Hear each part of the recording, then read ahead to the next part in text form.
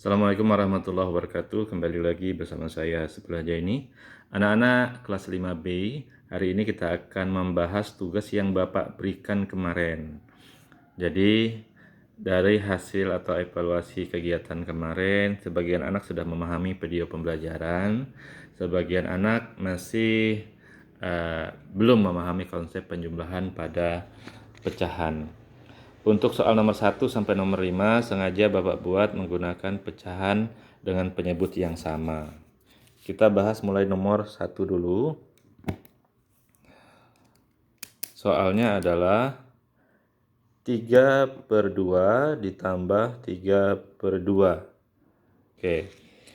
Seperti yang Bapak jelaskan kemarin, apabila penyebutnya sama, itu tidak perlu lagi kita cari KPK-nya. Jadi langsung kita pindahkan 2. Jadi sama.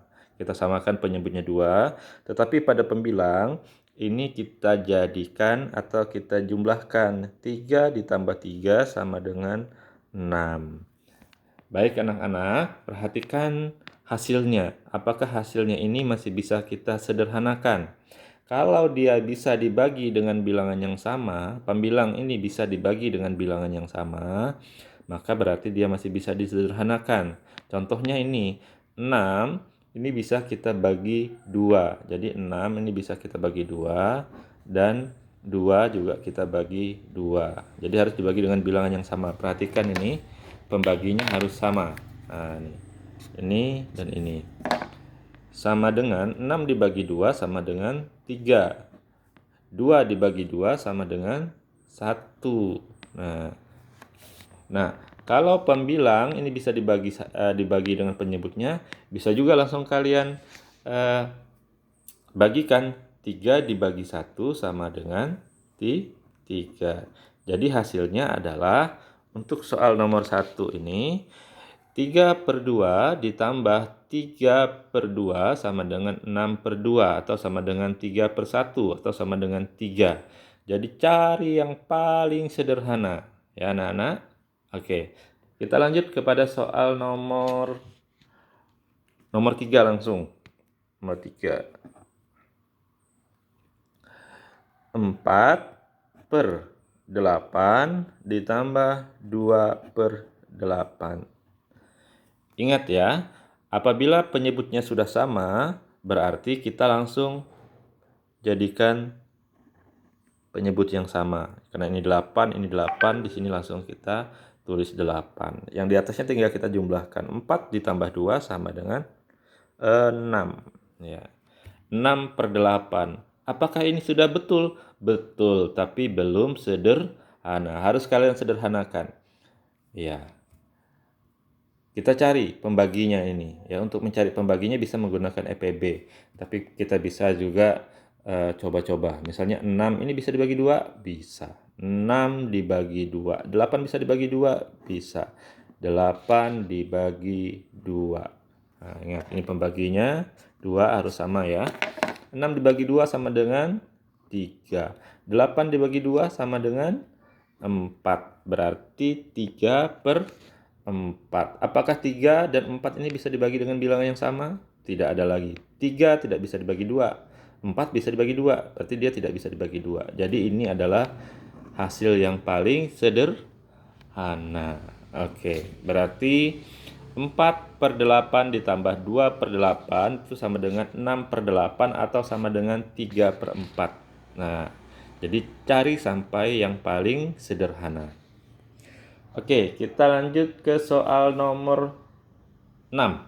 Nomor 6 dengan penyebut yang tidak sama. 1/2, ini nomor 6 ya. 1/2 ditambah 2/3. Oke. Karena ini tidak sama, berarti kita buatkan penyebutnya harus sama. Kita kasih garis seperti ini. 2 dan 3 ini kalau kita cari KPK-nya, ini 2 sama dengan 2 kali 1, 3 sama dengan 3 kali 1 kan.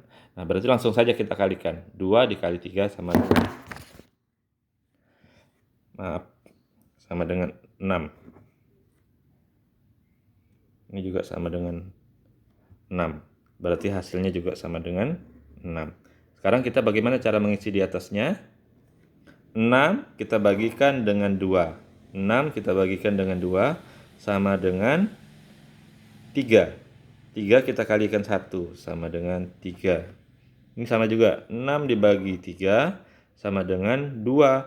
2 ini kita kalikan dengan pembilangnya. 2 dikali 2 sama dengan 4.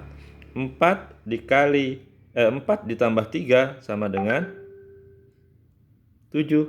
Nah, 7/6. Apakah ini sudah sederhana? Apakah 7 dan 6 bisa dibagi dengan bilangan yang sama? Tidak bisa ya. 7 tidak bisa dibagi 3, 7 tidak bisa dibagi 2. Nah, tapi coba perhatikan. 7 ini pembilang ternyata lebih besar dari penyebut. Nah, ini bisa kita jadikan pecahan campuran. Caranya bagaimana? Kita bagikan. 7 dibagi 6. 6 kali berapa dapat 7? 1 ya, yang mendekati. 1. Berarti 6 kali 1 dapatnya 6. 7 dikurang 6 dapatnya 1. Jadi kalau dijadikan pecahan, ininya kita tulis. Berarti ini jadi satuan. 1/6. 1 ini sisanya diambil. Nih, simpan di sini. Ya, 1/6. Oke. Jadi ini sama dengan 1/6. Ini pecahan yang paling sederhana, ya. Ini pecahan yang paling sederhana.